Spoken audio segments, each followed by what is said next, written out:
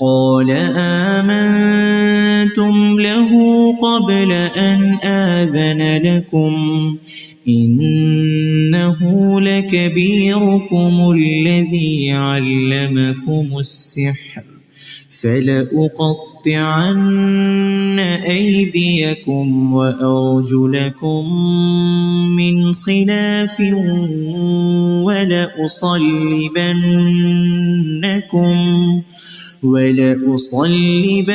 ولأصلبنكم في جذوع النخل ولتعلمن أينا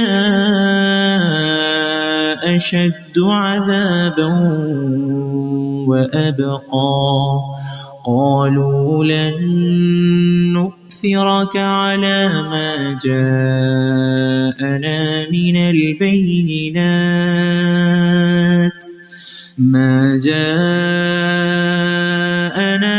البينات والذي فطرنا فاقض ما أنت قاض إنما تقضي هذه الحياة الدنيا إنا آمنا بربنا ليغفر لنا خطايانا وما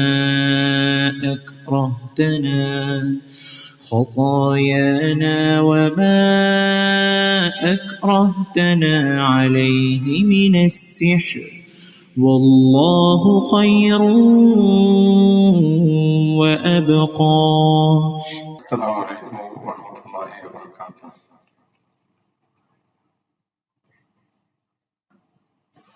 الحمد لله رب العالمين والصلاة والسلام على رسوله الأمين وعلى آله وصحبه أجمعين أما بعد.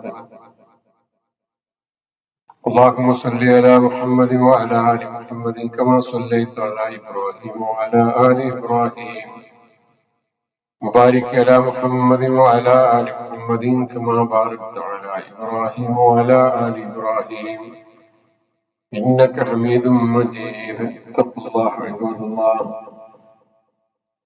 أعوذ بالله من الشيطان الرجيم. بسم الله الرحمن الرحيم. قال آمنتم له قبل أن آذن لكم إنه لكبيركم الذي علمكم السحر فلأقطعن أيديكم وأرجلكم من خلاف ولأصلبنكم في جذوع النخل ولتعلمن أينا أشد عذابا وأبقى قالوا لن نؤثرك على ما جاءنا من البينات والذي فطرنا فاقض ما أنت قاض إنما تقضي هذه الحياة الدنيا. ഏറെ ആദരണീയരായ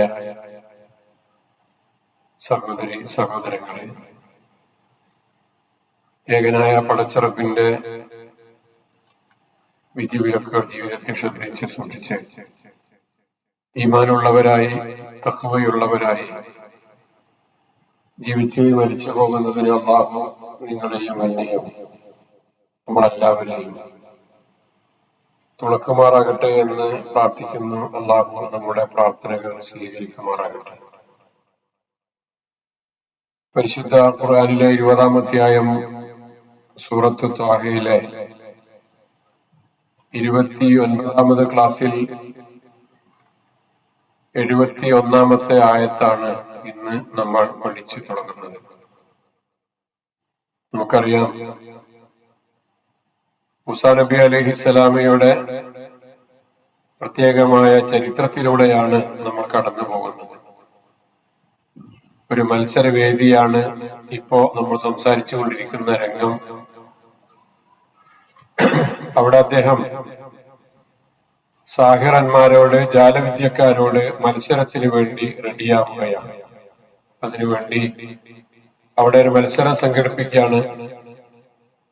ആ മത്സരമുഖത്ത് മൂസാ നബി അലൈഹിസ്സലാം പ്രയോഗിച്ച അദ്ദേഹത്തിന്റെ വടി നിലത്തിട്ടപ്പോ അദ്ദേഹത്തിന്റെ എതിരാളികൾ അവിടെ ഉണ്ടായിരുന്ന എല്ലാ തരത്തിലുള്ള കുതന്ത്രങ്ങളെയും നിഷ്പ്രഭമാക്കിക്കൊണ്ട് അവർ പാമ്പാണെന്ന് തോന്നിച്ച അവരുടെ ജാലവിദ്യ മുഖേന പാമ്പാണെന്ന് തോന്നിച്ച എല്ലാ സംഗതികളെയും പിടിച്ച് വിഴുങ്ങി തിന്ന അവസ്ഥയാണ് നമ്മൾ കണ്ടത്.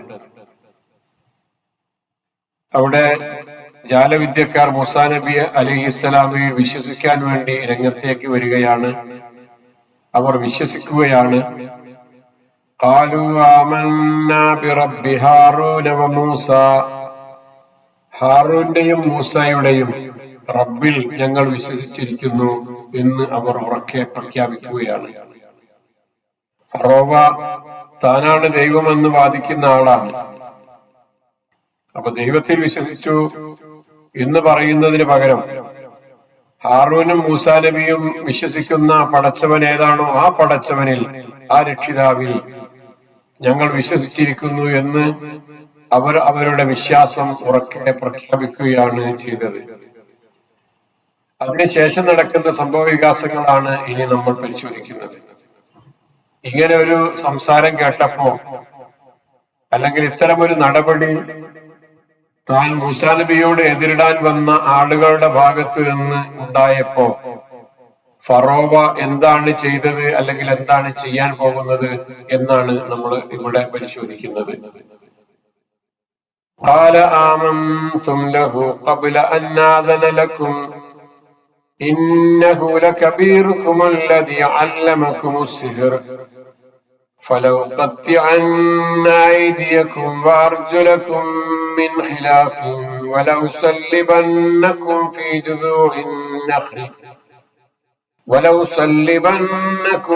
جذوع النخل ولتعلمن أينا أشد عذابا وأبقى. ഫറോവ പറഞ്ഞു, ആമൻതും ലഹു ഖബ്ല അൻ ആദന ലക്കും, ഞാൻ നിങ്ങൾക്ക് സമ്മതം തരുന്നതിന്റെ മുമ്പ് നിങ്ങൾ അവനെ വിശ്വസിച്ച് കഴിഞ്ഞെന്നോ? ഞാൻ നിങ്ങൾക്ക് സമ്മതം തരുന്നതിന്റെ മുമ്പ്, ഞാൻ പറയുന്നതിന്റെ മുമ്പ് നിങ്ങൾ മൂസാ നബിയിൽ വിശ്വസിച്ചുവെന്നോ? അത് വല്ലാത്തൊരു ധിക്കാരമാണല്ലോ നിങ്ങൾ ചെയ്തത് എന്ന അർത്ഥത്തിലാണ് ഫറോവ ചോദിക്കുന്നത്. ആ ആമൻതും എന്നാണ്. ആമൻതും എന്നത് കൊണ്ട് ഉദ്ദേശിക്കുന്നത് നിങ്ങൾ വിശ്വസിച്ചോ.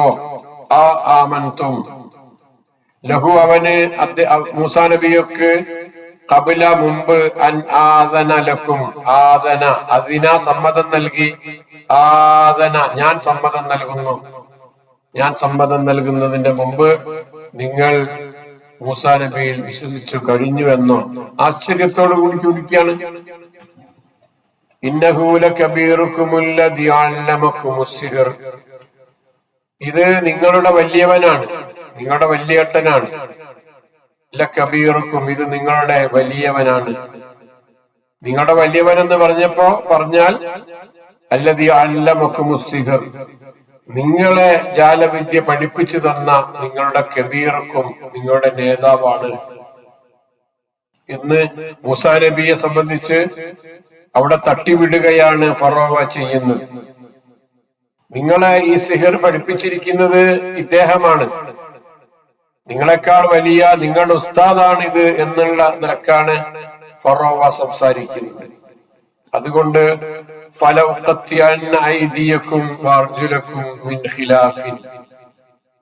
നിങ്ങളുടെ കൈകളും കാലുകളും ഞാൻ ഛേദിക്കുക തന്നെ ചെയ്യും, മുറിച്ചു കളയുക തന്നെ ചെയ്യും. മിൻ ഖിലാഫിൻ, എതിർവശങ്ങളിലായിക്കൊണ്ട്.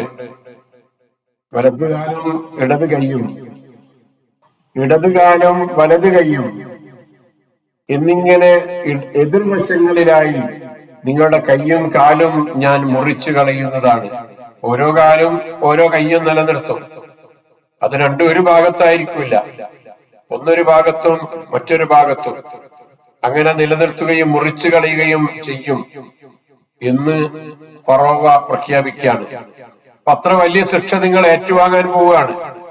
അതുകൊണ്ട് ഞാൻ അവസാനിപ്പിക്കില്ല. വലഉസല്ലിബന്നകും ഫീ ജുദൂഇൻ നഖ്ലി. സ്വലബ, സ്വല്ലബ എന്നൊക്കെ പറഞ്ഞാൽ സ്വലിബ, ഉസല്ലിബു, ഞാൻ നിങ്ങളെ ക്രൂശിക്കുന്നതാണ്. ഫീ ജുദൂഇൻ നഖ്ലി, ഈത്തപ്പന തടികളിൽ. ജുദൂഇൻ തടി, അന്നഖ്ലി ഈത്തപ്പനയുടെ തടികളിൽ. വലതഅലമുന്ന, ഈ രണ്ട് ഇത്തരത്തിലുള്ള ശിക്ഷകൾ നടപ്പാക്കിയാൽ വലതഅലമുന്ന, നിങ്ങൾ അറിയുക തന്നെ ചെയ്യും. വലതഅലമുന്ന, നിങ്ങൾ അറിയുക തന്നെ ചെയ്യും. അയ്യുന, ഞങ്ങളിൽ ആരാണ്. ഞങ്ങൾ എന്ന് പറഞ്ഞാൽ ഞാനൊരു പടച്ചവനാണ്, നിങ്ങൾ വിശ്വസിച്ചത് വേറൊരു പടച്ചവനാണ്. ഈ രണ്ട് പടച്ചവന്മാരിൽ, ഈ രണ്ട് റബ്ബുകളിൽ ആരാണ് അശദ്ദു, ഏറ്റവും കഠിനമായത്, അദാബൻ, ശിക്ഷയാൽ, ശിക്ഷ വിധിക്കുന്നവരിൽ ഏറ്റവും കഠിനമായത് ഞാനാണോ, അല്ല നിങ്ങൾ വിശ്വസിച്ച റബ്ബാണോ, ഞാനെന്ന റബ്ബാണോ, നിങ്ങളുടെ റബ്ബാണോ, ആരാണ് ഏറ്റവും കഠിനമായി ശിക്ഷിക്കുന്നത് എന്ന് നിങ്ങൾ അറിയുക തന്നെ ചെയ്യും. വഅബ്ഖാ, എന്നെന്നും നിലനിൽക്കുന്ന സാക്ഷരമായ നീണ്ടു നിൽക്കുന്ന ശിക്ഷ നൽകാൻ, അബ്ഖാ, ബാക്കിയാകുന്ന ശിക്ഷ, നീണ്ടു നിൽക്കുന്ന ശിക്ഷ നൽകുന്നതും ആരാണ് എന്ന് നിങ്ങൾക്കപ്പോൾ അറിയാൻ സാധിക്കും എന്ന് ഫറോവ അവരോട് പറയുകയാണ്. ഒരു വലിയ ആയത്തിൽ ഫറോവയുടെ ഈ സംസാരം വളരെ കൃത്യമായി വരച്ചു കാണിച്ചിട്ടുണ്ട്. മനസ്സിലായിട്ടുണ്ടാവുമല്ലോ. അധികം വിശദീകരണങ്ങൾ ഇല്ലാതെ ഫറോവയുടെ അഹങ്കാരത്തോടു കൂടിയുള്ള ഈ സംസാരം നമ്മൾ ഇവിടെ കാണുകയാണ്. ഇതിലുള്ള വാക്കുകൾ ഏതാണ്? കാല, അറിയാം. അവൻ പറഞ്ഞു, ആമൻതും ലഹു, അവനിൽ നിങ്ങൾ വിശ്വസിച്ചോ. ലഹു, അവനിൽ. ഖബല അൻ ആദന ലക്കും, ഞാൻ നിങ്ങൾക്ക് അനുവാദം നൽകുന്നതിന്റെ മുമ്പ്. അൻ ആദന, ഞാൻ അനുവാദം നൽകുന്നതിന്റെ മുമ്പ്. ഇന്നഹു ലകബീറുക്കും, അവൻ നിങ്ങളുടെ വലിയവൻ ആണ്, ഗുരു ആണ്, നിങ്ങളുടെ ഉസ്താദാണ്. അല്ലദീ അല്ലമകുമുസ് സിഹ്റ, നിങ്ങളെ സിഹിർ പഠിപ്പിച്ചിരിക്കുന്ന, നിങ്ങളെ ജാലവിദ്യ പഠിപ്പിച്ചിരിക്കുന്ന. ഫലാ ഉഖത്തിഅന്ന, ഉഖത്തിഉ, ഞാൻ മുറിക്കും, ഞാൻ മുറിച്ചു കളയുക തന്നെ ചെയ്യും. ഐദിയക്കും വാർജുലക്കും, നിങ്ങളുടെ കൈകളും നിങ്ങളുടെ കാലുകളും. മിൻ ഖിലാഫിൻ, എതിർവശങ്ങളിൽ നിന്നായി. വല ഉസല്ലിബന്നക്കും, വല ഉസല്ലിബു അന്നക്കും, വല ഉസല്ലിബന്നക്കും, നിങ്ങളെ ഞാൻ ക്രൂശിക്കുക തന്നെ ചെയ്യും. ഇത് രണ്ടും ചെയ്യും. ലൗഖത്തിഅന്ന, മുറിക്കും, ഉറപ്പാണ് ട്ടോ. നിങ്ങളെ ക്രൂശിക്കും ഞാൻ, ഉറപ്പാണ് ട്ടോ. ഫീ ജുദൂഇൻ നഖ്ലി, ഈത്തപ്പനയുടെ തടികളിൽ. ജുദൂഇൻ, തടികൾ. വലതഅലമുന്ന, നിങ്ങൾ അറിയുക തന്നെ ചെയ്യും. അയ്യുന അശദ്ദു അദാബൻ, നമ്മളിൽ ആരാണ് ശിക്ഷ നൽകുന്നതിൽ ഏറ്റവും കഠിനമായവൻ എന്ന്.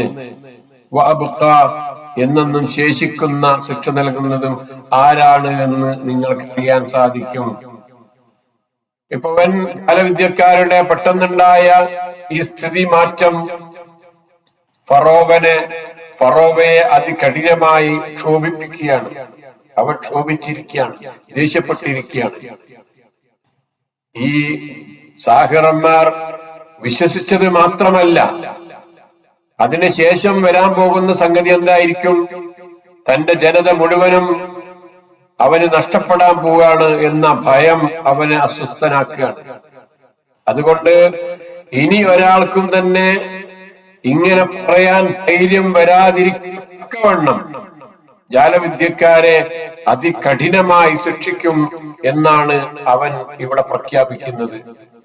അങ്ങനെ ഒരു ശിക്ഷ നടപ്പാക്കിയാൽ മറ്റാരും തന്നെ വിശ്വാസത്തിലേക്ക് ഇനി കടന്നു വരില്ല എന്നാണ് ഈ ക്രൂരനായ അഹങ്കാരിയായ ഈ മനുഷ്യൻ, ഈ ഒരു ദൈവമാണെന്ന് വാദിക്കുന്ന ഈ മനുഷ്യൻ പ്രഖ്യാപിക്കുന്നത്. അങ്ങനെയാണല്ലോ പല ആളുകളും സ്വന്തം ദൈവമായി അവരോധിക്കുകയും എന്നിട്ട് അതിക്രൂരമായി വിശ്വാസികളെ പീഡിപ്പിക്കുകയും ചെയ്യുന്ന ആളുകളെ നമ്മൾ കാണുന്നില്ലേ? അത് മറ്റുള്ളവർക്ക് പാഠമാകാൻ അങ്ങനെ ആരും വിശ്വാസത്തിലേക്ക് പോകരുത് എന്നുള്ള നിലക്ക് പ്രവർത്തിക്കുന്ന ആളുകളെ നമ്മൾ കണ്ടിട്ടില്ലേ? അത്തരത്തിൽപ്പെട്ട ഒരു വ്യക്തിയാണ് ഈ ഫറോവ.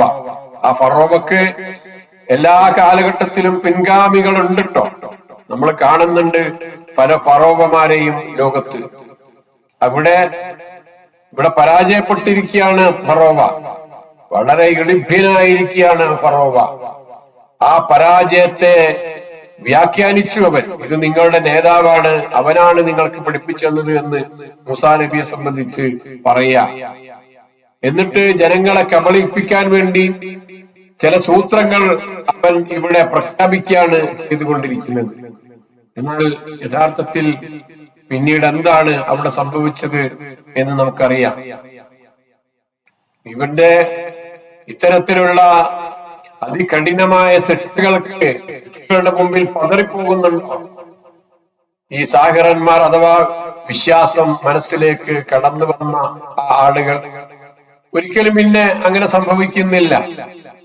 ഫറോവയുടെ പ്രഖ്യാപനം വേറെ ചില ആയത്തുകളിൽ സൂചിപ്പിച്ചത് ഇന്ന ഹാദാ ലമക്റുൻ മക്കർതുമൂഹു ഫിൽ മദീനത്തി ലിതുഖ്രിജു മിൻഹാ അഹ്ലഹാ ഫസൗഫ തഅലമൂൻ. നിങ്ങൾ ഇവിടേക്ക് വരുന്നതിന്റെ മുമ്പ് സാഹിറന്മാരെ നിങ്ങൾ മൂസാ നബിയുമായി ഒരു ചെറിയ അഡ്ജസ്റ്റ്മെന്റ് ഉണ്ടാക്കിയതാണ്. നിങ്ങൾ കുതന്ത്രം നിങ്ങൾ ആലോചിച്ചുകൊണ്ട് മക്കർ ആലോചിച്ച് എന്താണ് ഇവിടെ ചെയ്യേണ്ടത് എന്നുള്ളതിലേക്ക് നേരത്തെ നിങ്ങൾ സ്വകാര്യമായി കൂടിയാലോചിച്ച് വന്ന് ചെയ്തതാണ് എന്ന് വരെ ഫറോവ അവിടെ അവരുടെ മുമ്പിൽ പറയുന്നുണ്ട് എന്നാണ്. അപ്പൊ ഇവിടെ കയ്യും കാലും എതിർവശങ്ങളിലായി മുറിച്ച് ക്രൂശിൽ തറക്കുന്ന അതികഠിനമായ ശിക്ഷയാണ് ഫറോവ ഇവിടെ നടപ്പാക്കുന്നത്. നമുക്ക് ഇസ്ലാമിൽ ശിക്ഷ നടപ്പാക്കുമ്പോ അത് ഒരൊറ്റ വെട്ടിന് ഒരാളെ കൊലപ്പെടുത്തുന്ന രീതിയാണ്. എന്നാൽ പഴയ കാലങ്ങളിലും നമ്മുടെ നാടുകളിലൊക്കെ തന്നെ കുറച്ചു കാലം മുമ്പൊക്കെ ഉണ്ടായിരുന്നത് ഇഞ്ചിഞ്ചായി ശരീരഭാഗങ്ങൾ മുറിച്ചു കളയുകയോ അല്ലെങ്കിൽ ഇപ്പറഞ്ഞതുപോലെ മരത്തടികളിൽ ക്രൂശിക്കുകയോ ഒക്കെ ചെയ്യുന്ന, എന്നിട്ട് കുറെ നേരം ഇങ്ങനെ വേദന നീണ്ടു നിൽക്കുന്ന തരത്തിലുള്ള അനുഭവങ്ങളൊക്കെയായിരുന്നു ഉണ്ടായിരുന്നത് എന്ന് നമുക്കറിയാം. അവിടെയാണ് ഇസ്ലാമിന്റെ ശിക്ഷാവിധി എത്ര ലളിതമായിട്ടാണ് നടപ്പാക്കപ്പെടുന്നത് എന്ന് നമുക്ക് മനസ്സിലാക്കാൻ സാധിക്കുന്നത്. എന്താണ് ഈ ക്രൂശിക്കുക എന്ന ഈ ഏർപ്പാട്? പുരാതന കാലഘട്ടങ്ങളിലൊക്കെ ഉള്ള സംഗതിയാണ്. കൈകാലുകൾ ഇടതും വലതുമായി വ്യത്യാസപ്പെട്ട നിലയിൽ മുറിച്ചു കളയുക, അനന്തരം അവരെ മരത്തടിയിൽ ക്രൂശിച്ചു നിർത്തുക. ഇത് കണ്ടിട്ട് ജനങ്ങൾ പാഠം പഠിക്കണം എന്ന ചിന്താഗതിയാണ് അത്തരത്തിലുള്ള സ്വേച്ഛാധിപതികളായ ആളുകൾക്ക് ഉണ്ടായിരുന്നത്. ഇബ്നു അബ്ബാസ് റളിയല്ലാഹു അൻഹു പറയുന്നുണ്ട്, ഇവിടെ സംഭവിക്കുന്നത് യഥാർത്ഥത്തിൽ കാലത്ത് രാവിലെ ജാലവിദ്യക്കാരും അവിശ്വാസികളുമായിരുന്ന ആളുകളാണ് സാഹിറന്മാർ. അവർ വൈകുന്നേരമാകുമ്പോഴേക്കും രക്തസാക്ഷികളും പുണ്യവാളന്മാരുമായി തീരുന്ന വളരെ പ്രത്യേകമായ ഒരു അനുഭവമാണ് ഇവിടെ ഈ ഒരു ആയത്തിൽ നമ്മൾ കാണുന്നത് എന്നാണ്. രാവിലെ വരുമ്പോ അവർ ജാലവിദ്യക്കാരായിരുന്നു, അവർ അവിശ്വാസികളായിരുന്നു. ഫറോവയാണ് ദൈവം എന്ന് വിശ്വസിക്കുന്നവരും പറയുന്നവരും പ്രചരിപ്പിക്കുന്നതും ആയിരുന്നു. അവന്റെ ആ പ്രചാരണം നിലനിർത്താൻ ആവശ്യമായ വിധത്തിലാണ് അവർ രംഗത്തേക്ക് വന്നത്. എന്നാൽ വൈകുന്നേരമാകുമ്പോഴേക്കും അവർ രക്തസാക്ഷികളായി മാറുകയാണ്. ഒരൊറ്റ പ്രഖ്യാപനം കൊണ്ട് അവർ ലോകത്തെ ഏറ്റവും വലിയ പുണ്യാളന്മാരായ ആളുകളായി തീരുന്ന അവസ്ഥയാണ് അവരെ സംബന്ധിച്ചിടത്തോളം ഉള്ളത് എന്ന്. അപ്പോ അവരെ മുമ്പിൽ നടപ്പാക്കുന്ന ശിക്ഷ എന്ന് പറയുന്നത് അതിദാരുണമായിരുന്നു. നടപ്പാക്കിയ ശിക്ഷ അതിദാരുണമായിരുന്നു. എന്താണത്? കുരിശിലേറ്റലിന്റെ പൗരാണിക രൂപം എന്താണെന്ന് പരിശോധിച്ചു നോക്കൂ നിങ്ങൾ. നീളമുള്ള ഒരു ലോഹദണ്ഡ് ലംബമായി നിലത്ത് നാട്ടി നിർത്തുന്നു. പഴയ മരത്തടികളും അതിനു വേണ്ടിയിട്ട് ഉപയോഗിക്കാറുണ്ട്. അതിന്റെ മേലറ്റത്ത് ഒരു മരപ്പലക വിലങ്ങനെ ബന്ധിക്കും. അതിനുശേഷം കുറ്റവാളിയെ അതിന്മേൽ കയറ്റി അയാളുടെ ഇരു കരങ്ങളും വിടർത്തി വിലങ്ങനെ വെച്ച് പലകയുടെ രണ്ടറ്റങ്ങളും ചേർത്ത് ആണിയടിക്കുകയാണ് ചെയ്യുന്നത്. കുറ്റവാളി മണിക്കൂറുകളോളം അതിന്മേൽ തൂങ്ങിക്കിടന്ന് വേദന കൊണ്ട് മുളഞ്ഞ് ഇഞ്ചിഞ്ചായി മരിക്കുന്ന അവസ്ഥയാണ് അവിടെ കാണാൻ കഴിയുക. ക്രൂശിക്കപ്പെട്ട കുറ്റവാളിയെ മരിച്ചു കഴിഞ്ഞാലും ഉടനെ അവർ താഴെ ഇറക്കില്ല. പ്രേക്ഷകർക്ക് പാഠമായിരിക്കാൻ വേണ്ടി മൃതശരീരം കുറെ സമയം ആ കുരിശിൽ തന്നെ തൂക്കി ഇടുകയാണ് ചെയ്യാറുള്ളത്. ഇത്ര ദാരുണമാണ്, ഇത്ര വളരെ കടുത്ത ശിക്ഷയാണ്, ഇത്തരത്തിലുള്ള ശിക്ഷയാണ് യഥാർത്ഥത്തിൽ അവിടെ ഈ സാഗരന്മാർക്ക് ആരവരോട് നടപ്പാക്കാൻ പോകുന്നത് എന്നാണ് ഫറോവ പ്രഖ്യാപിക്കുന്നത്. ഫറോവ ഈ കളിയിൽ പരാജയപ്പെട്ടിരിക്കുകയാണല്ലോ.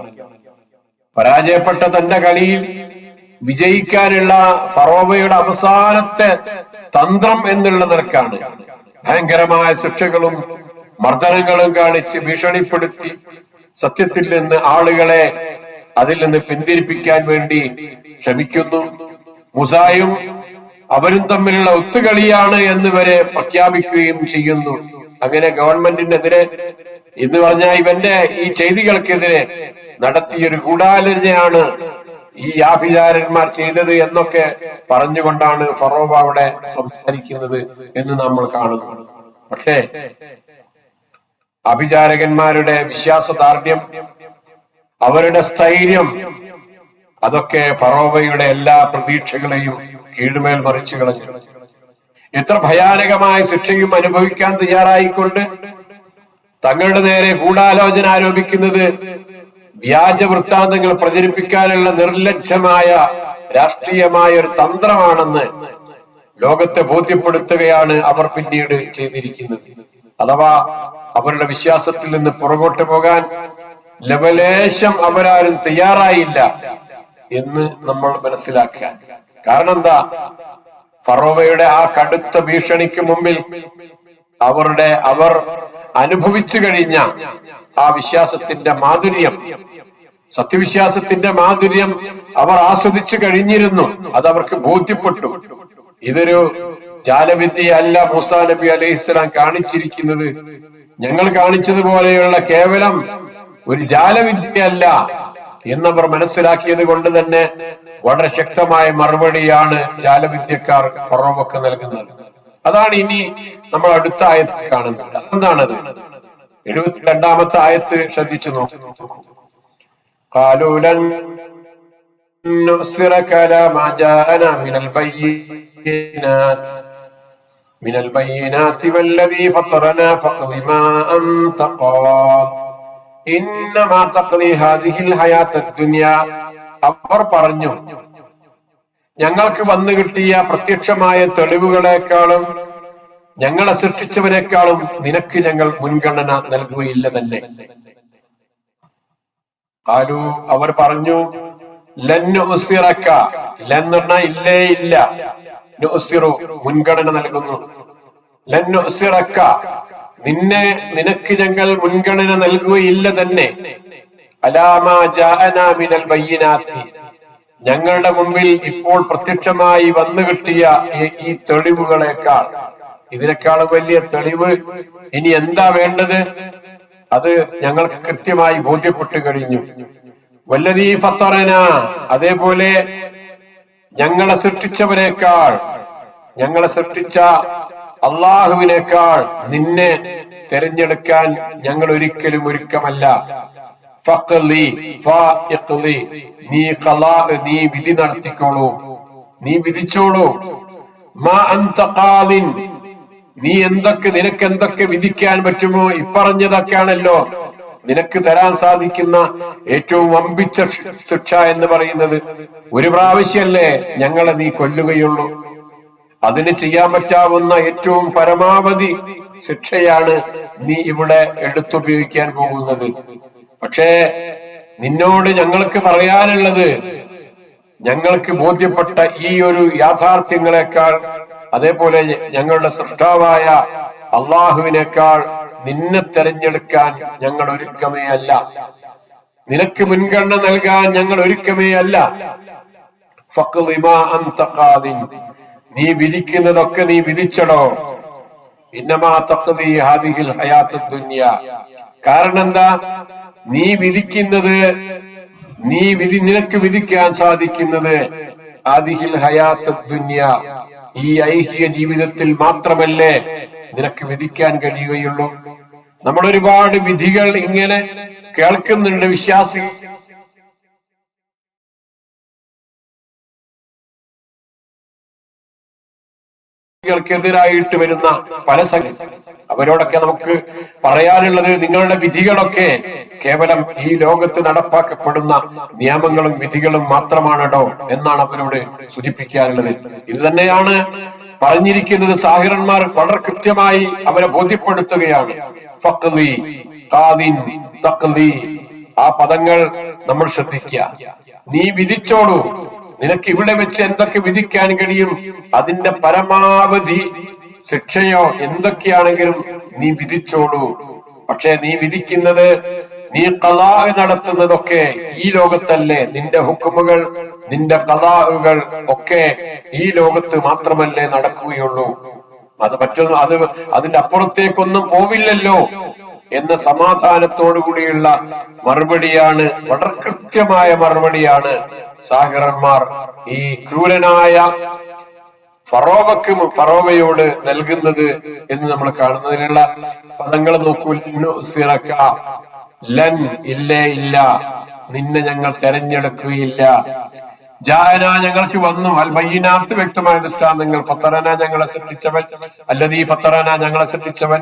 ഫഖ്ദി, നീ വിധി നടപ്പാക്കുക. തഖ്ദി, നീ വിധിക്കുന്നത് ഒക്കെയാണ്. ഈ വചനങ്ങൾ ഖുർആനിലെ ഏറ്റവും നാടകീയമായ ചില പരിവർത്തനങ്ങളിൽ ഒന്നിനെയാണ് നമ്മുടെ മുമ്പിൽ വരച്ചു കാണിക്കുന്നത്. ഫറോവയുടെ ആജ്ഞപ്രകാരം മൂസാ നബിയെ അലൈഹിസ്സലാമയെ പരാജയപ്പെടുത്താൻ വന്ന മാരണക്കാർ സത്യം തിരിച്ചറിഞ്ഞ നിമിഷം തന്നെ അള്ളാഹുവിന് മുമ്പിൽ സാഷ്ടാംഗം പ്രണമിക്കുകയാണ് ചെയ്യുന്നത്. നമ്മൾ കണ്ടു കഴിഞ്ഞ ആയത്തിൽ കോപാകുലനായ ഫറോവ അവരെ ക്രൂരമായി ശിക്ഷിക്കുമെന്ന് ഭീഷണിപ്പെടുത്തുകയാണ്. ഈ ഭീഷണിയുടെ മുമ്പിൽ പതറാതെ പുതുതായി ലഭിച്ച വിശ്വാസത്തിന്റെ ഈ കരുത്ത് ഒറ്റ നിമിഷം ഒരു ചെറിയ ബോധ്യപ്പെടൽ മാത്രമാണ് അവർക്കുണ്ടായത്. അവർക്കൊരു ദഅവത്തെത്തിയിട്ടൊന്നുമില്ല, അവരെ പ്രബോധനം ചെയ്തിട്ടൊന്നുമില്ല.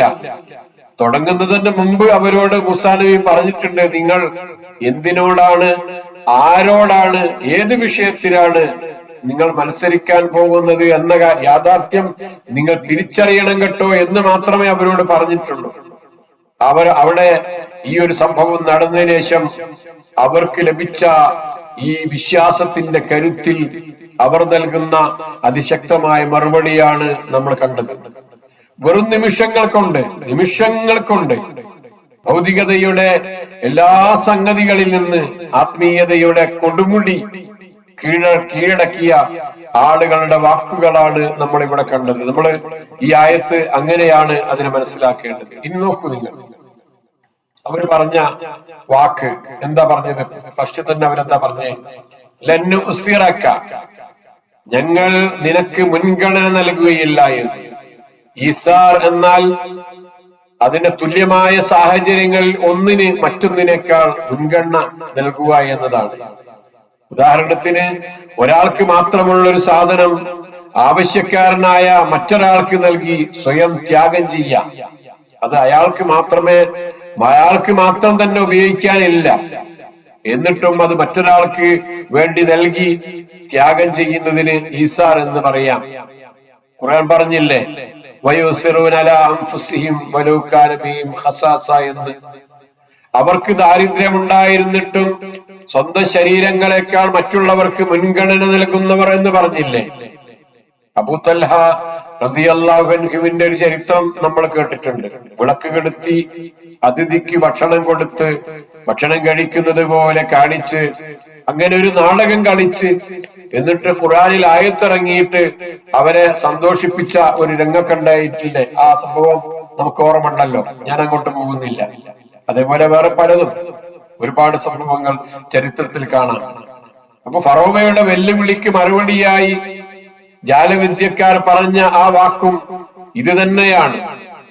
വളരെ ശ്രദ്ധേയമായ ഒരു പ്രയോഗമാണ് ലന്നു സിറക്ക, നിനക്ക് ഞങ്ങൾ മുൻഗണന നൽകുകയില്ല. ഞങ്ങളുടെ മുമ്പിൽ ലഭിച്ചിരിക്കുന്ന വ്യക്തമായ ദൃഷ്ടാന്തങ്ങൾ, അതേപോലെ ഞങ്ങളുടെ സൃഷ്ടിച്ചവനായ അള്ളാഹു, അവനപ്പുറം, ആ സംഗതികൾക്കപ്പുറം നിനക്ക് ഞങ്ങൾ മുൻഗണന നൽകിയോ? ഇവിടെ രണ്ട് സംഗതികൾ ഉണ്ടാകുമ്പോ ഏതാണ് തെരഞ്ഞെടുക്കേണ്ടത്, ഏതാണ് മുൻഗണന നൽകേണ്ടത്, ഏതിനാണ് പ്രാധാന്യം നൽകേണ്ടത് എന്നതിനെ സംബന്ധിച്ചാണ്. ബൽതുസിറൂനൽ ഹയാത്ത ദുനിയ എന്നല്ല ചില ആളുകളെ സംബന്ധിച്ച്. ചില ആളുകൾ അവർ മുൻഗണന നൽകുന്നത് ഈ ക്ഷണികമായ ദുന്യാവിലെ ജീവിതത്തിനാണ്. പരലോകവും ആഖിറവും വരുമ്പോ ആഖിറത്ത് ഒഴിവാക്കിയിട്ട് ഈ ലോകത്തെ കാര്യങ്ങൾക്ക് മുൻഗണന നൽകുന്ന ആളുകളെന്ന് ഖുർആൻ പറഞ്ഞിട്ടുള്ള ചില ആളുകളെ സംബന്ധിച്ച്. ഇവിടെ നുസിർ എന്ന് പറയുമ്പോ നമ്മള് സഹാബത്തിന്റെ ചരിത്രത്തിലും അതേപോലെയുള്ള സംഭവങ്ങളിലൂടെയൊക്കെ നമ്മള് പോകുമ്പോ, നമ്മള് ചിന്തിക്കുമ്പോ നമുക്ക് മനസ്സിലാക്കാൻ കഴിയുന്ന കാര്യം, ഞാൻ എന്ന ഭാവത്തിന് പകരം നാം എന്നും, എനിക്ക് എന്നതിന് പകരം എന്റെ സഹോദരൻ എന്ന് ചിന്തിക്കാൻ പഠിപ്പിക്കുന്ന ഉദാത്തമായ ഒരാശയമാണ് ഈസാർ എന്ന് സഹാബത്തിന്റെ ചരിത്രത്തിലൂടെ നമ്മൾ കണ്ണോടിച്ച അവിടെ നമുക്ക് കണ്ടെത്താൻ സാധിക്കുന്നുണ്ട്. ഇവിടെ സത്യം ഹൃദയത്തിൽ പ്രവേശിച്ചാൽ ലോകത്തിലെ ഏറ്റവും വലിയ ശക്തിയും അവന്റെ ഭീഷണികളും ഒക്കെ നിസ്സാരമായി തീരുകയാണ്. ഭയത്തിൽ നിന്നുള്ള യഥാർത്ഥ മോചനം അള്ളാഹുവിലുള്ള വിശ്വാസത്തിലൂടെയാണ് ലഭിക്കുന്നത് എന്ന ചിന്തയിൽ അള്ളാഹുവിന് മുൻഗണന നൽകാൻ, അള്ളാഹുവിലുള്ള പ്രതീക്ഷയ്ക്ക് മുൻഗണന നൽകാൻ വിശ്വാസികൾ മുന്നോട്ട് വരണമെന്ന സൂചനയാണ് കാണുന്നത്. അപ്പൊ ഇവിടെ അവരുടെ മറുപടി എന്ന് പറയുന്നത് കേവലം ഒരു പ്രതിരോധമായിരുന്നില്ല, അതൊരു പ്രഖ്യാപനമാണ്, ലോകത്തോട് വിളിച്ചു പറയുന്ന ഒരു കാര്യമാണ്. എന്താണത്? നിന്റെ അധികാരം ക്ഷണികമാണ്, ഫഖ്ലി, നീ വിധിച്ചോളൂ. ഇവിടെയല്ല നീ വിധിക്കുകയുള്ളൂ, ഈ ലോകത്തല്ലേ നിനക്കിങ്ങനെ ചെയ്യാൻ സാധിക്കുകയുള്ളൂ എന്ന് പറയുമ്പോ നിന്റെ അധികാരം ക്ഷണികമാണ്. കുറച്ചു കാലമൊക്കെ നീ നിന്റെ അധികാരം ഉപയോഗപ്പെടുത്തിക്കൊണ്ട് ഇങ്ങനെയൊക്കെ ചെയ്യും, പക്ഷെ അത് ക്ഷണികമാണ്. ഞങ്ങളുടെ വിശ്വാസം ശാശ്വതമാണ് എന്ന സന്ദേശം അതിലുണ്ട്. ആ പ്രഖ്യാപനമാണ് ഇവിടെ നമ്മൾ കാണുന്നത്. ആധുനിക ലോകത്തെ ഭൗതികവാദവും അധികാരപ്രവർത്തനക്കുമൊക്കെ നേരെയുള്ള അതിശക്തമായ ഒരു മറുപടിയായിട്ടും ഇതിനെ നമുക്ക് കണ്ടെത്താൻ സാധിക്കും. കൂടുതൽ വിശദീകരിക്കുന്നില്ല. അപ്പൊ ഇവര് തെരഞ്ഞെടുത്ത രണ്ട് കാര്യങ്ങൾ എന്താ? മുൻഗണന നൽകിയ രണ്ട് കാര്യങ്ങൾ എന്താ? ഒന്ന് അൽ ബയ്യിനാത്താണ്, അവരുടെ മുമ്പിൽ ലഭ്യമായ ബയ്യിനത്തുകളാണ്. ജാലവിദ്യക്കാരുടെ ഈ മറുപടി അൽ ബയ്യിനാത്ത് എന്ന് പറയുമ്പോൾ അത് വളരെ കൃത്യവും വിവേകപൂർണവുമായ ഒരു മറുപടിയാണ് അവർ നൽകിയിരിക്കുന്നത്. എന്താണത്? ഞങ്ങളുടെ മുമ്പിൽ മൂസാ നബി എന്ന വ്യക്തിയല്ല, ആ വ്യക്തിത്വത്തിനല്ല ഞങ്ങൾ പ്രാധാന്യം നൽകുന്നത്, മറിച്ച് ഞങ്ങൾ എന്തിനാണ് പ്രാധാന്യം നൽകുന്നത്? മുൻഗണന നൽകി എന്ന് പറയുമ്പോൾ മൂസാ നബിക്ക് മുൻഗണന നൽകി എന്നല്ല. മൂസാ നബി അവിടെ കാണിച്ച ദൃഷ്ടാന്തത്തിന്, ആ ബയ്യിനാത്തിന്, ആ കൃത്യമായ ദൃഷ്ടാന്തങ്ങൾക്ക് ഞങ്ങൾ മുൻഗണന നൽകി. അള്ളാഹുവിൽ നിന്നുള്ള വ്യക്തമായ ദൃഷ്ടാന്തങ്ങൾക്കാണ് പ്രാധാന്യം നൽകിയിരിക്കുന്നത്. അതേപോലെ രണ്ടാമത് അവര് പറഞ്ഞത് എന്താ? ഞങ്ങൾ എന്തിനെയാണ് തെരഞ്ഞെടുക്കുന്നത്? വല്ലദീ ഫത്തറന, അത് അള്ളാഹുവിനോടുള്ള ഒരു പ്രതിബദ്ധതയാണ്. സൃഷ്ടാവായ അള്ളാഹുവിനെയാണ് ഞങ്ങൾ തെരഞ്ഞെടുത്തിരിക്കുന്നത് എന്നാണ് അവരുടെ പ്രഖ്യാപനം അവിടെ നമ്മൾ കാണുന്നത്. അഥവാ ഞങ്ങളെ സൃഷ്ടിച്ച അള്ളാഹുവിനേക്കാൾ നിനക്ക് ഞങ്ങൾ മുൻഗണന നൽകാൻ പോകുന്നില്ല എന്ന് നമുക്കുണ്ടാകേണ്ട വിശ്വാസമാണിത്. പടച്ചവനേക്കാൾ, നമ്മളെ സൃഷ്ടിച്ച രക്ഷിതാവിനേക്കാൾ മുൻഗണന നൽകാൻ നമ്മുടെ ജീവിതത്തിൽ ഒന്നും തന്നെയില്ല, ഒരാളും തന്നെയില്ല, ഒരു ശക്തിയും തന്നെയില്ല എന്ന ഉറച്ച വിശ്വാസം വിശ്വാസികളെ തലോടേണ്ടതാണ്, അവരുടെ ജീവിതത്തിൽ ഉണ്ടാകേണ്ടതാണ്. അപ്പൊ അത്തരത്തിലുള്ള പ്രസ്താവനകളാണ് ഈ രണ്ട് സംഗതികൾ വെച്ചുകൊണ്ട് അവർ നടത്തുന്നത് എന്ന് നമ്മൾ കാണുന്നു. അതിന് ഫറോവ നൽകിയ ആ ഭീഷണിക്ക് മുമ്പിൽ അവർ നൽകിയ മറുപടി എന്തായിരുന്നു? ഫറോവയുടെ ഭീഷണികളെ അവർ ഗൗനിച്ചില്ല. ഫറോവ പറഞ്ഞത്, ഈ നിങ്ങളുടെ കൈയും കാലും ഒക്കെ മുറിച്ചു കളയും, നിങ്ങളെ ക്രൂശിൽ തറയ്ക്കും. അതിനൊക്കെ മറുപടിയായിട്ട് അവർ പറഞ്ഞ സിമ്പിൾ ആയിട്ടുള്ള ആ സംഗതികളൊന്ന് നിങ്ങളൊന്ന് പരിശോധിച്ചു നോക്കൂ. ഫഖ്ദി മാ അൻത ഖാദി, എന്താ എന്താന്ന് വെച്ചാ ചെയ്ത നീ. നിനക്ക് കൂട്ടിയാ കൂടുന്ന സംഗതികളുണ്ടല്ലോ, ഈ ദുനിയാവിലുള്ള സംഗതികളല്ലേ, അതെന്ത് വേണമെങ്കിലും നീ ചെയ്തോളൂ എന്ന്. ദുനിയാവിലെ സൗകര്യങ്ങൾ എത്ര ഉയർന്നതാണെങ്കിലും അതിന് ചെയ്യാൻ പറ്റാവുന്ന മാക്സിമം ചില സംഗതികളില്ലേ, അതിനപ്പുറത്തേക്കൊന്നും തന്നെ ചെയ്യാൻ സാധിക്കില്ല. ഈ ദുനിയാവിൽ നമ്മൾ ഒരുപാട് സൗകര്യങ്ങൾ അനുഭവിക്കുന്നുണ്ട്. ആ സൗകര്യങ്ങൾ എന്ത് തന്നെയായാലും അതിന് രണ്ടു തരത്തിലുള്ള ഭീഷണികളുണ്ട് എന്നാ പറയാ സാധാരണ. ഒന്നുകിൽ അത് നമ്മെ വിട്ടുപോകും, നമ്മൾ അനുഭവിക്കുന്ന സുഖ സൗകര്യങ്ങൾ എന്നെങ്കിലും നമ്മിൽ നിന്ന് വിട്ടുപോകും, അല്ലെങ്കിൽ ആ സൗകര്യങ്ങളെ വിട്ട് നമ്മൾ പോകും. ഇതാണ് ഈ ദുനിയാവിലെ പ്രത്യേകത എന്ന് പറയുന്നത്. ആദിഹിൽ ഹയാത്ത ദുനിയ, ഈ ജീവിതത്തിലല്ലേ നിനക്ക് ഇങ്ങനെയൊക്കെ വിധിക്കാൻ സാധിക്കുകയുള്ളൂ എന്ന് പറയുമ്പോ, ഈ ജീവിതത്തിലെ സുഖ സൗകര്യങ്ങൾ എന്ന് പറയുന്നത് ഒന്നുകിൽ ആ സൗകര്യങ്ങൾ നമ്മെ വിട്ടുപോകുന്നതാണ്, അല്ലെങ്കിൽ അതിൽ നിന്ന് നമ്മൾ അതിനെ വിട്ടുപോകുന്ന ആളുകളാണ്.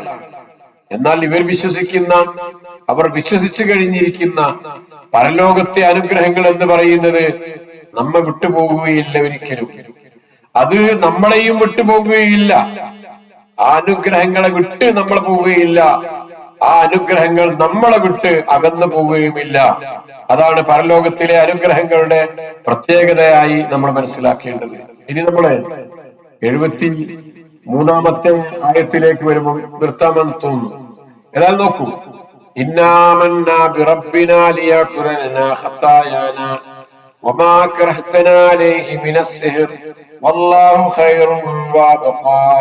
ഇതും അവരുടെ തന്നെ സാഹിറീങ്ങളുടെ തന്നെ തുടർന്നുള്ള സംസാരങ്ങളാണ്. അവരുടെ മനോധാർഢ്യത്തോടു കൂടിയുള്ള ഉറച്ച വിശ്വാസത്തോടു കൂടിയുള്ള സംസാരങ്ങളാണ് ഇവിടെയും നമ്മൾ കാണുന്നത്. ഇൻഷാ അല്ലാഹ് നമുക്ക് അടുത്ത ആഴ്ചയിൽ ആകാം എന്നാണ് തോന്നുന്നത്. അതിന്റെ അർത്ഥം, ഈ പറഞ്ഞ ആയത്തിന്റെ അർത്ഥം, ഞങ്ങൾ ചെയ്ത പാപങ്ങളും നീ ഞങ്ങളെ നിർബന്ധിച്ച് ചെയ്യിച്ച ജാലവിദ്യയും അള്ളാഹു ഞങ്ങൾക്ക് പുറത്തു തരേണ്ടതിനായി ഞങ്ങൾ ഞങ്ങളുടെ രക്ഷിതാവിൽ വിശ്വസിച്ചിരിക്കുന്നു എന്നാണ്.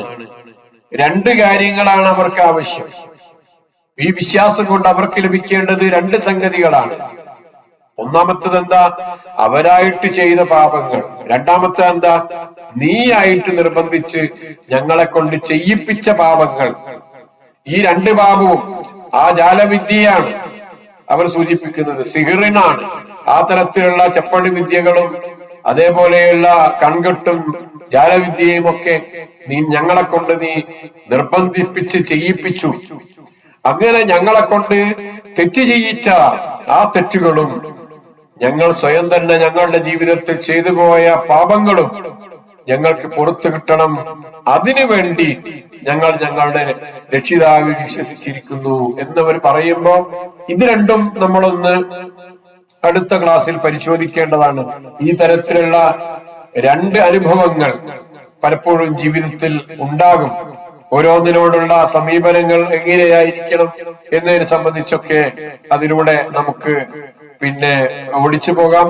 അതേപോലെ വല്ലാഹു ഖൈറുൻ വഅബ്ഖാ എന്ന് നേരത്തെ അവർ പറഞ്ഞില്ലേ, ഫറോവ പറഞ്ഞില്ലേ, ആരാണ് ഏറ്റവും നീണ്ടു നിൽക്കുന്ന ശിക്ഷ നൽകുന്നത്, അല്ലെങ്കിൽ ഏറ്റവും ശക്തമായ ശിക്ഷ നൽകുന്നത് ആരാണ് എന്ന് നമുക്ക് നോക്കാം എന്നൊക്കെ പറഞ്ഞില്ലേ. ഇവിടെ നമ്മൾ കാണുന്നത് അവരുടെ മറുപടിയാണ്, വല്ലാഹു ഖൈറുൻ വഅബ്ഖാ. ആരാണ് ഏറ്റവും ഉത്തമനും ആരാണ് എന്നും നിലനിൽക്കുന്നതും എന്നും ഞങ്ങൾക്കറിയാം. ആ കാര്യത്തെയാണ്, അങ്ങനെയുള്ള ഒരു രക്ഷിതാവിനെയാണ് ഞങ്ങൾ വിശ്വസിക്കുന്നത് എന്ന് അവർ ഈ ആയത്തിലൂടെ പറയുന്നുണ്ട്. ഇൻഷാ അല്ലാഹ് അടുത്ത ആഴ്ചയിൽ അതിന്റെ വിശദീകരണങ്ങളിലേക്ക് പോകാം. വളരെ വേഗത്തിൽ നമുക്ക് ഇൻഷാ അല്ലാഹ് ഈ സൂറത്ത് അവസാനിപ്പിക്കാൻ വേണ്ടി നോക്കാം. വലിയ വിശദീകരണങ്ങളില്ലാതെ.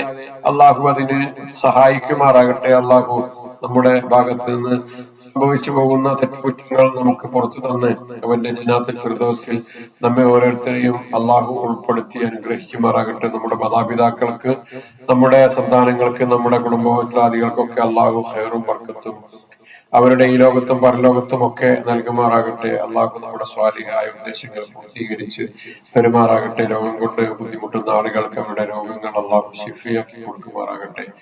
ജീവിതത്തിൽ വിവിധ ആവശ്യങ്ങൾ, വിവിധ പ്രയാസങ്ങൾ നേരിടുന്ന ആളുകൾക്ക് അവരുടെ ആവശ്യങ്ങൾ, അവരുടെ പ്രയാസങ്ങളൊക്കെ അള്ളാഹു ദൂരീകരിച്ചു കൊടുക്കുകയും അവരുടെ ആവശ്യങ്ങൾ അള്ളാഹു നിർവഹിച്ചു കൊടുക്കുകയും ചെയ്യുമാറാകട്ടെ. അല്ലാഹുമ്മ റബ്ബനാ തഖബ്ബൽ മിന്നാ ഇന്നക അൻതസ് സമീഉൽ അലീം വതുബ് അലൈനാ ഇന്നക അൻതത് തവ്വാബുർ റഹീം വഗ്ഫിർ ലനാ യാ ഗാഫിറൽ മുദ്നിബീൻ.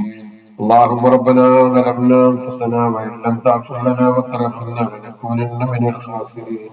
اللهم ربنا آتنا في الدنيا حسنة وفي الآخرة حسنة وقنا عذاب النار. آمين.